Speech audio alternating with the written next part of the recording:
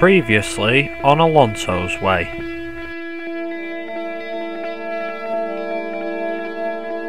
Okay, here we go. Top 5 finish today, and it's 5 lights here at Bahrain, and we're away. And not a bad start actually. Are we going to actually get past Ricardo? We're going into the first corner, it looks as if we are, but obviously Alonso does not want to stick behind him. Nice to see getting the slipstream, we're actually gaining on him. We're going to go down his inside, and he backs right off in the braking zone, and we go down his inside and we've passed, and we're into P7. Raikkonen's going for the move on Massa, and whilst all that's going on, I decided to give it a lunge at the inside, and we actually went down the inside of both Kimi Raikkonen and Felipe Massa. We managed to get past Kimi Raikkonen. See, Massa chose as an opportunity to get back ahead of us again. We're going to come across the line in Bahrain to take our 3rd podium of the season with 3rd place in Bahrain.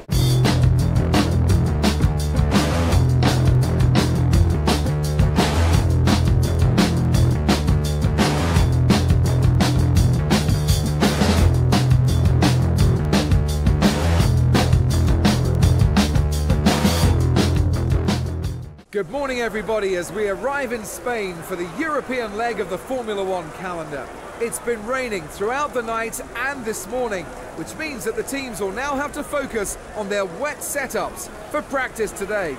Catalunya saw its first race back in 1991, and the drivers are really familiar with this circuit, as it's also been used extensively as a testing track over the years as well. Well, it's a fast-flowing circuit that really pushes drivers and cars to their limits. There are 2 DRS activation zones, but the best overtaking opportunity for the drivers is in the 2nd DRS zone along the main straight. They may be great friends off the track, but as we well know from history, friendships are hard to sustain whilst you're battling it out for supremacy within a team. How's the relationship between Seb and Kimi surviving under these pressures? I think Kimi enjoys working with Seb. They certainly feel comfortable around each other, but don't let that laid-back exterior fool you. Kimi is still the Iceman, and he'll want to assert himself against the 4-time world champion and prove that he can come out on top. Hey guys, I'm Viper here, and welcome back to Alonso's way. This is episode 5. This is the home. Fernando Alonso's, Fernando Alonso's home race, if you want to call it. It's a Spanish Grand Prix. Let's see, join us in practice for what is a wet practice session here at Spain, which is usually sunny. I have a weird feeling that Spain will be a bit more, it'll be a bit difficult, but I think it's going to play a bit more to our strengths in terms of overall pace compared to, one, because there's a lot of corners and there's not that many straights, so, well, one, there's not a lot of corners, and 2, there's not that many straights, so it should play into our hands fairly well, I should say. Anyhow, as you join us in practice now, obviously, going through Sector 2 now, and as you can see, it's not too bad. The current pace is alright. Obviously we went purple in the first sector, that's because, well, there's nobody else to set a lap time yet. We've got a car up in front of us. This is actually, my first lap was actually my best lap in practice. I did a couple of laps in practice and I could not get any as good as the first one, which is this one, so what you're seeing is our best lap. And it's quite surprising where it actually gets us in practice, so as I'll show you at the end. So let's see, coming up through Sector 3 now, and this corner seems to be a bit of a tricky one, if you want to call it that. I don't know how to take that corner really. I mean, 2nd or 3rd gear, I find it hard taking 3rd, so I wasn't taking it in 2nd gear. Coming to the last set of corners, which is obviously quite painful if you get a corner cut or something. It's quite painful to quite easy to get a corner cut there. If you turn too early, but going across the line, we're going to set 1:31.337, which again was our fastest lap.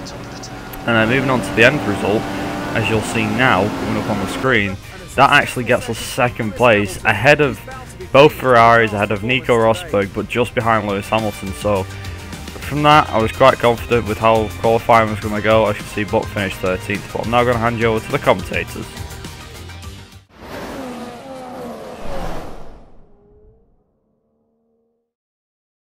It's 2 o'clock in the afternoon here in Catalunya for today's qualifying session for the Spanish Grand Prix. Spain is one of those tracks that can create unexpected results, so it's very difficult to know who might be strong here in today's qualifying. If you can put together an efficient package with a good compromise between downforce and straight line speed, you can catch the other teams out here, just like Pastor Maldonado did back in 2012. Ferrari have a good track record at this circuit, but my money is on Mercedes to have a strong qualifying session here today. So, qualifying time here at the Spanish Grand Prix, and we're off, and as you can see, going up into 8th gear now, just about going in 8th gear, there we go. Going up to 8th gear, Bottas is currently leading, but obviously that's going to turn into a Mercedes eventually. See, P1's currently us actually going through the first set of corners here. So it's nice sunny dry conditions for qualifying, which is fantastic in these conditions. We should be okay. I see we're still leading going into the first sector, but of course the Mercedes power comes through again. I see there's Hamilton. We're actually keeping up with Hamilton this time. Obviously the cars look like they're quite close together because obviously we're P5 and we're just there. Actually P6 now, but going back to P5 again. But like I said, it looks like we're going to have a better pace around here than we did in Bahrain. I thought we'd have quite good pace in Bahrain, but we didn't in qualifying as we came. I think 8th it was. So it wasn't exactly a great performance by us. But actually opening the DRS straight in, coming into the end of sector 2 and on to sector 3 now. We're half a second back on Hamilton, but obviously this is where we should be gaining time now, because obviously cornering's our specialty compared to the AI. They've got quite a good straight line speed, and if we get our turn just right, as we do here, we're currently P5, but coming into the last set of corners, let's see, we're gaining on Hamilton.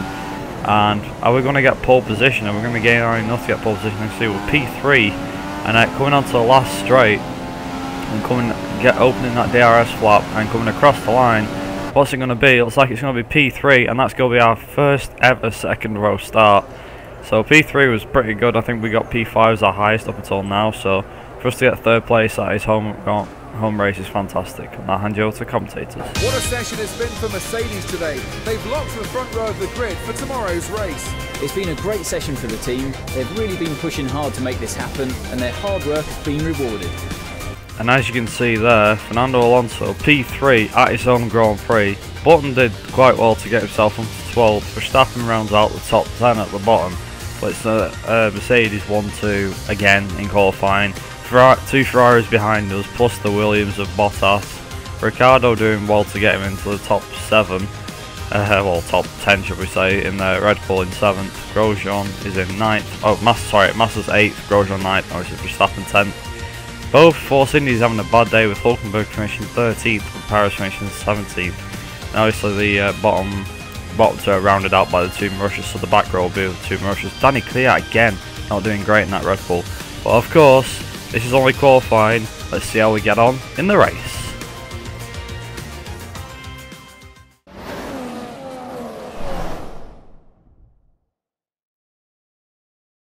Good afternoon and welcome to Catalonia, home of the Spanish Grand Prix. The cars are on the grid and the crowd's excitement is building ahead of lights out. With over 30 P1s to his name, Lewis Hamilton's already one of the most successful pole sitters in Formula One history. Well, he's added to that impressive tally this weekend, and today he'll be hoping he can add another win to his record as well. His work isn't done yet. He still needs to take the advantage of being on pole and turn it into a race win. As long as he has no mechanical issues and can stay out of trouble in that first corner, he could make this the perfect weekend. Last race saw Williams collect their best haul of points for the season. They'll want to use that as the new benchmark for what they're aiming to achieve. And starting today, both drivers look really happy with how the car performed all weekend. This is a different track with different demands though, and I think they won't find it easy to repeat that result here today. And as you can tell, we're at the Spanish Grand Prix still. Not doing too bad as I just quickly load the setup for the car. And let's have a look at the race strategy. So there's option and prime, but it says according to the simulations, there's only one option from a strategy that actually can give out a different perspective. So it might be prime, then option, give out a better race time. But we're going to start on the option and move to the prime. So anyway, we're going to move on to the start of the race. So we're revving up to 5 red lights here at Catalonia. And it's 5 lights out and away we go. And we've got a pretty decent start for once, actually keeping up with the Mercedes. But we go defending from Sebastian Vettel in this Ferrari. He's coming from the right hand side. and he gets ahead of us going into turn 1. But as we're going to go around the outside, we're going to get 3rd place back of him. I'm just going to say, that's our place, mate. We're going to keep it. I see yellow flag, green flag. Keeps switching between the 2 flags, but obviously we're going to ride them both for this first lap, of course.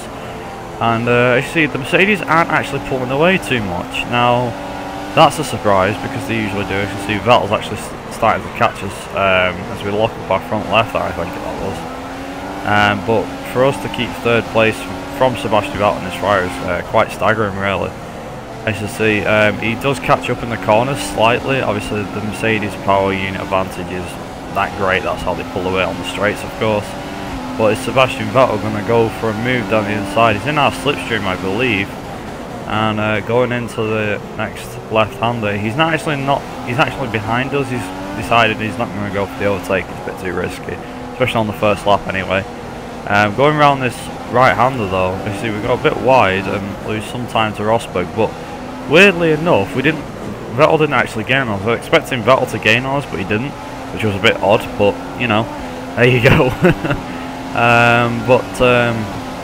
Obviously going across the line, and obviously Hamilton sets the fastest lap with a 128 something, I think it was 128.6, I think it was. Did 130.2. Moving on to the end of lap 2 though, I see Rosberg's got a bad exit from that corner there, and going through the last set of corners, we're actually right on Rosberg's gearbox, so are we going to go for the move coming on to lap 3 now? I think we are. And obviously DRS hasn't been enabled yet, as Alonso sets the fastest lap of the race ahead of Hamilton. And we're in Rosberg's slipstream. Are we going to go for a move? And we are. We're thinking about it, and we're going to take P2. Are we going to take P2? We've actually took a Mercedes through straight line speed, which is surprising because we don't usually have it. But moving on to the end of lap 3, moving on to the end of that lap where we took Rosberg, coming on to lap 4 now, we've got DRS.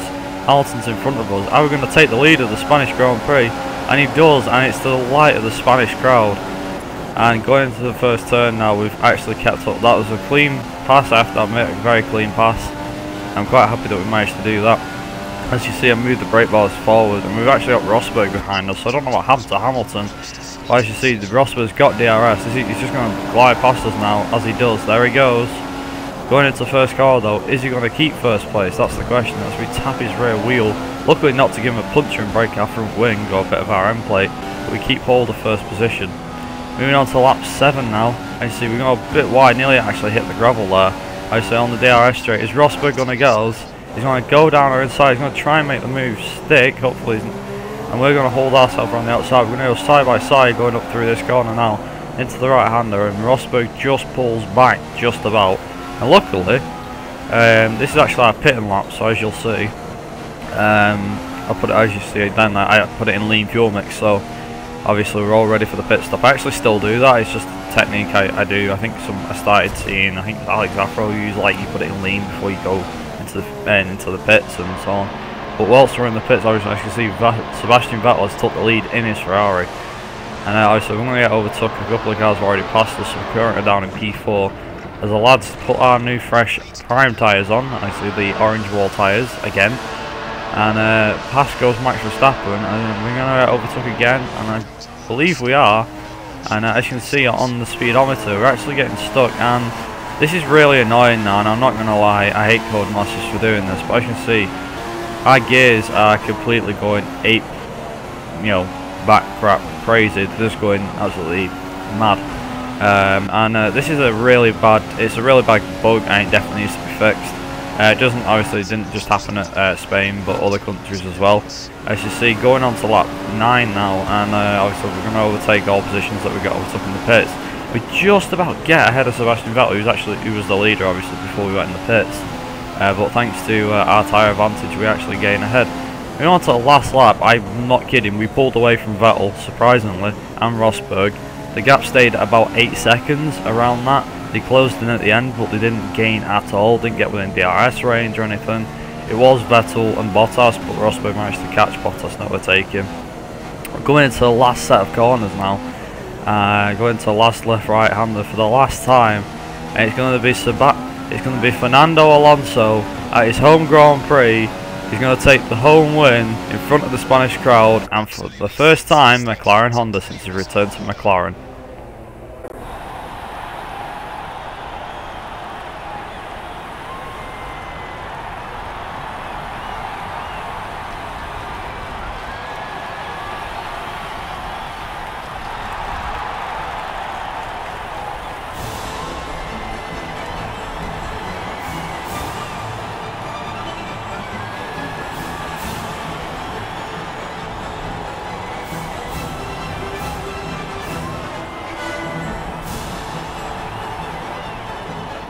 can take the victory here today with a sterling performance. They have been working really hard, and today they got their reward. Superb work from both the team and its driver. It was great having you with us for this weekend. I hope you enjoyed it as much as we did. Until next time though, goodbye. So there we have it. We actually managed to win the Spanish Grand Prix, surprisingly. Very surprisingly, I was quite surprised. Actually, our fastest lap was a second quicker than Vettel, but obviously we wasn't actually doing the best lap all the time. Vettel finished second, Rosberg third, Raikkonen fourth, Verstappen comes sixth, so that's not that bad. Button actually got in the points and came ninth, so fantastic result for our team today. Red Bull, as you can see, 13th and 14th, so not a great day. And Lewis Hamilton retiring, again, not a good idea for his championship. As you see, going down the order now, I see Pastor Maldonado finishes 15th, and he actually retired on lap 4 in sector 2, so it's a bit of a shame, really. I mean, so far, I was expecting Hamilton and Rosberg to just run away with it, but at the moment, it doesn't seem that way.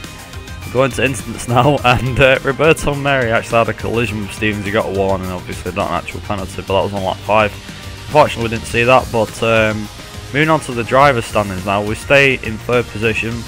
The top 4 do not change, but the gap between myself and Vettel has changed. It's closed down now, and also between myself and Rosberg has also closed down as well. So we're now on 82 points. We're only 7 behind Vettel, who's on 89. See, Hamilton's dropped down to 6th, Bottas is up to 5th, Verstappen's in 8th, and after that successful point scoring, Button's promoted himself to 13th with 2 points ahead of Danny Kvyat, who's only got the 1 point this season. Both miners have yet to score yet, but as you can see, Ferrari's still stormed ahead and drew a bit more points from Mercedes. Ourselves are still in 3rd, Williams are still 4th, but that's a big long gap to Toro Rosso, who's down in 5th, with Lotus in 6th. Red Bull 7th, Sauber 8th, I think that was Force India 9th, I'm not sure, and finally Manor-Marussia 10th. So Manor-Marussia, obviously I don't think are going to score this season, but obviously Sauber and I think Force India better get their head out the backsides and get moving if they want to get any more points in this championship to promote themselves. But that was it for episode 5 of Alonso's Way. I hope you guys enjoyed it. If you did, make sure you hit the like button, and be sure to subscribe if you're new already. As I said in the last episode, there is a bonus segment coming up which regards post the Spanish Grand Prix, so I hope you guys enjoy that. It probably won't be that long, probably like a minute and a half, 2 minutes long, might be 3, I don't know. But it'll be a short segment just regarding testing, things like that. So yeah, a bit of a spoiler there, but still, hope you guys enjoy that, and until next time, I've been Vibe Racing, you guys have been awesome. I'll see you guys in my next Alonso's Way, where we'll be racing at Monaco. Ta-ra!